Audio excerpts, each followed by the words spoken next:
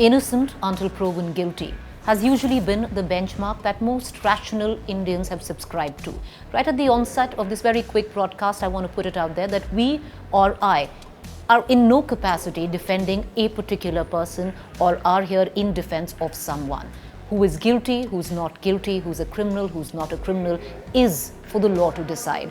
And what one can say is that we hope for a very fair probe. But in the name of all of this, what is problematic is that a certain section of society has decided to vilify a particular person. So what I'm talking about is the popular discourse that has strangely emerged around the death of Sushant Singh Rajput. When we talk of vilifying a particular person, it's not really Rhea Chakraborty in question. But what we are talking about here is an attack on, one would suggest, or vilify what one would suggest, a modern, ambitious, out there woman. And the sad part is a large part of our society is actually doing so. So what started off, which was very fair, was a clarion call for a fair investigation. But suddenly over the course of time, that call for fair investigation by many was turned into an out and out attack on here by the name of Rhea Chakraborty. But we are talking about a woman who was doing very well, who was ambitious, who was good looking, who was modern, and most of us, might have seen memes of calling her a gold digger, that she was controlling Sushant. A lot of us actually even read pieces which really had no base in facts, evidence, or truth of her indulging in witchcraft to control Sushant.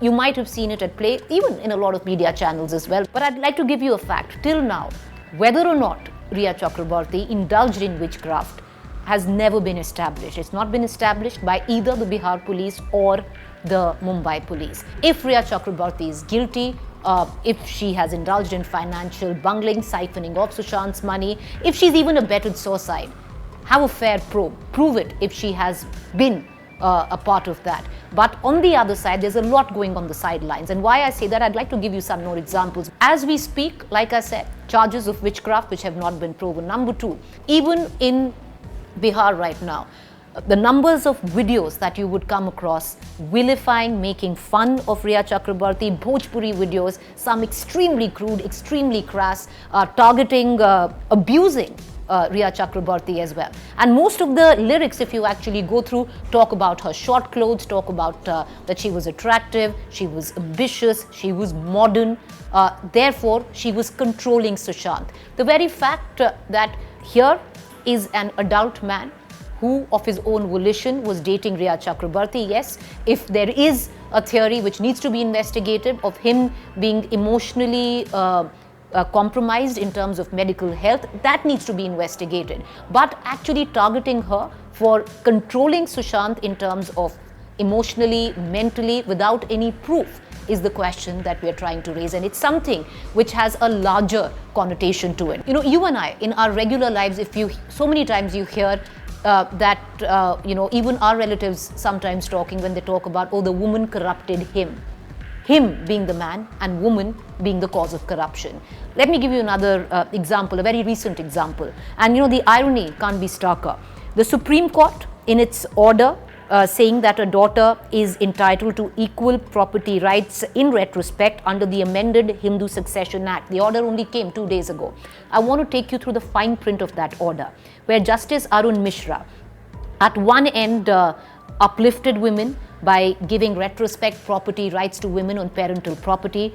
But if you read the order copy, and I want to read, this part, where a 3-judge bench of Justice Arun Mishra, Abdul Nazir and M.R. Shah said the amendment can have a retrospective effect, but Justice Mishra noted, and it's a part of the order copy, once a daughter, always a daughter, son is a son till he's married. There's so much irony in this, because at one end, this order by the Supreme Court gives retrospective property rights to daughters on parental property, which is great, which is historic. It does say that a daughter is always a daughter. But what does it say? It says a son is a son till he's married, indicating that a wife will corrupt a man or a husband. So one statement replete with irony, which at one end demeans women and uplifts them, and one statement which once again reinstates accepted societal theories that women corrupt men.